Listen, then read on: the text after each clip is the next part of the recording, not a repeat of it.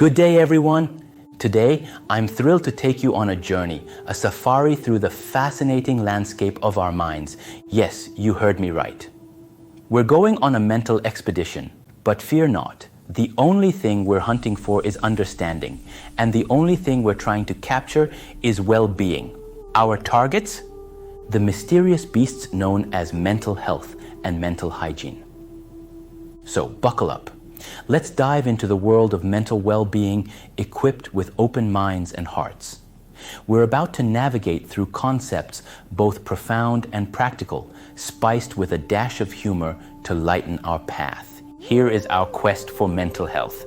First off, let's talk about mental health. Picture, if you will, your mind as a vast, vibrant ecosystem. A garden that embodies your complete emotional, psychological, and social well-being. This garden is where every thought, feeling, and interaction grows and combines, creating a landscape that's uniquely yours. Mental health is the cultivation of this garden, ensuring it flourishes, providing sustenance, beauty, and shelter in the face of life's challenges. So mental health is the greenness of that garden, where every flower, tree, and blade of grass represents aspects of your emotional, psychological, and social well-being.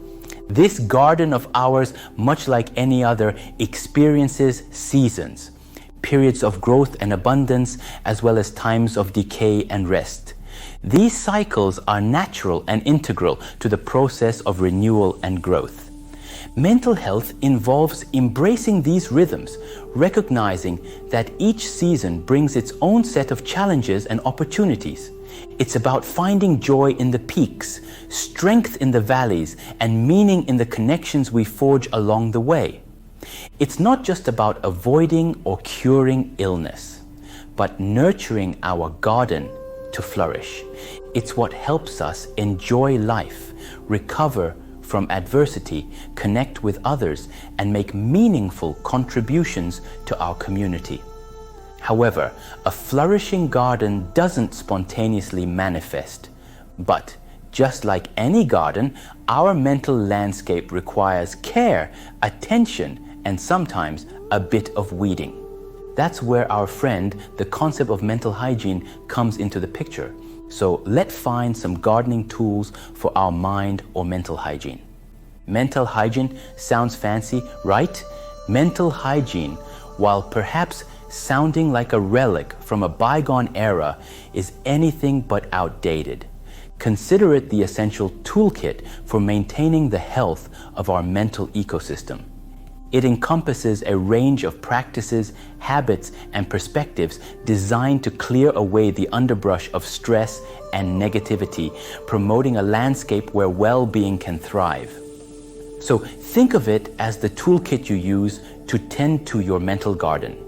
These are the practices and habits that help prevent weeds, which are stress and negative thoughts, and also prevent pests, which are mental health issues, from taking over.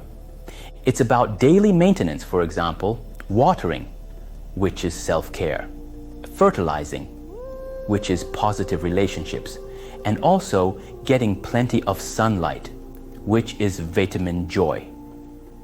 Historically, the term mental hygiene might have evoked images of someone obsessively cleaning their brain with a tiny broom. While this picture is amusing, it's really about adopting healthy thinking patterns and behaviors. It's the stuff our grandmothers advised us on, only with a bit more science behind it now. This toolkit isn't universal. Rather, it's highly personalized, tailored to meet the unique contours of each individual's mental landscape. It comprises the daily rituals of self-care, the nurturing of enriching relationships, and the pursuit of activities that spark joy and fulfillment. Understanding the complexities of the human mind can be as rewarding as it is challenging. If our content has provided you with valuable insights, please like this video to support our psychological explorations. Subscribe to delve deeper into the mysteries of the mind and share your thoughts in the comments. Every interaction enriches our collective understanding. So here is some simple science of keeping your garden green. Let us focus on the main points. How do we maintain our mental garden? Let's venture further into these strategies, exploring how each contributes to the vitality of our mental gardens. Here are a few gardeners' tips. Number 1, mindful weeding. Just as a garden can be overrun with weeds, so too can our minds become entangled in negative thoughts. Mindfulness teaches us to approach these thoughts with curiosity rather than judgment, acknowledging their presence before gently letting them go. This practice of being present and engaged in the moment helps to mitigate stress and enhance our overall sense of well-being.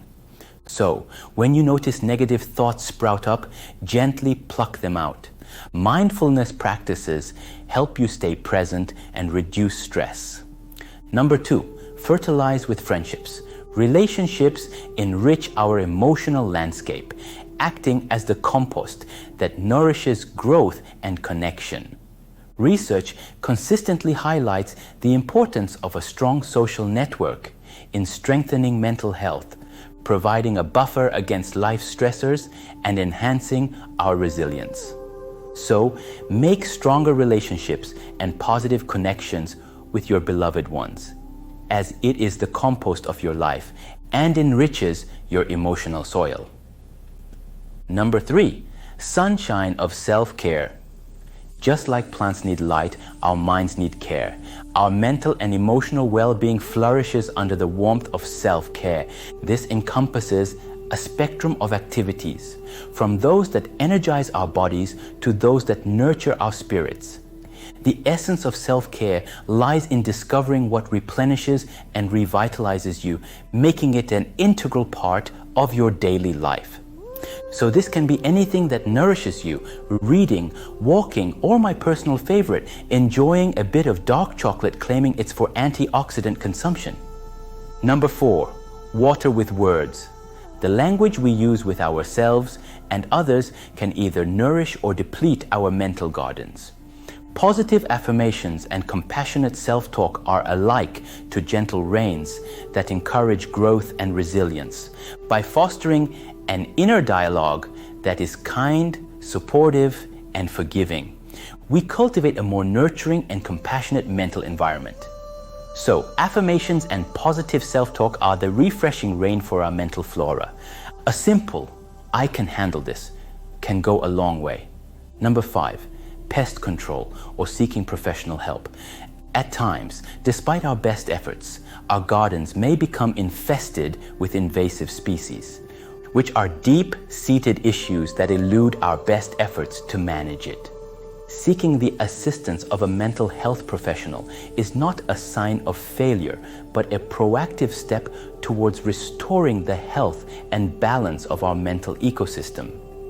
There's no shame in calling in a gardener, or in our case, a psychologist, therapist, or a life coach to help manage more serious issues. Then, how to embrace the weeds. Now, let's be real. In any garden, weeds are inevitable. Similarly, in the landscape of our minds, we will encounter challenges, moments of anxiety, periods of emotional turbulence. These are not marks of failure, but natural aspects of the human experience. The beauty of our gardens lies not in their flawlessness, but in their resilience and diversity.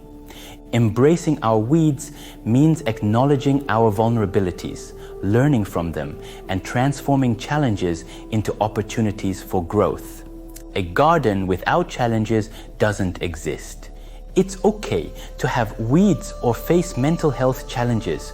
What matters is learning how to deal with them and understanding that it's a part of the natural landscape of being human.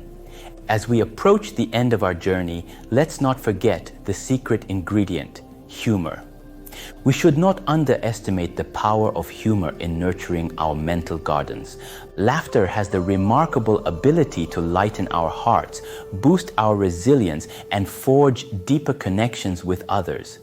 It reminds us not to take life or ourselves too seriously, finding joy and humor even in the mundane. Laughing is like a supercharged fertilizer for your mental garden. It reduces stress, improves mood, and connects us to others. So yes, laughing at my jokes today is not just encouraged, it's practically a mental health requirement. In conclusion, your mind, your garden. Ladies and gentlemen, as we conclude our mental safari, remember this. Mental health and mental hygiene are not just fancy concepts.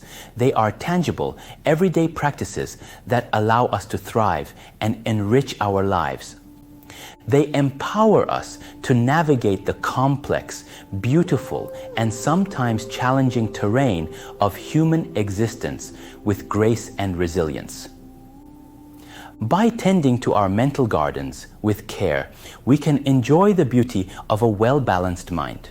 So as you move forward, nurture your mental garden with care, patience, and a generous dose of humor. Remember, the most vibrant gardens are those that are well-loved and lived in. So go forth, be kind to your minds, and remember, a little bit of humor goes a long way in keeping the garden green. Thank you for joining me on this enlightening journey.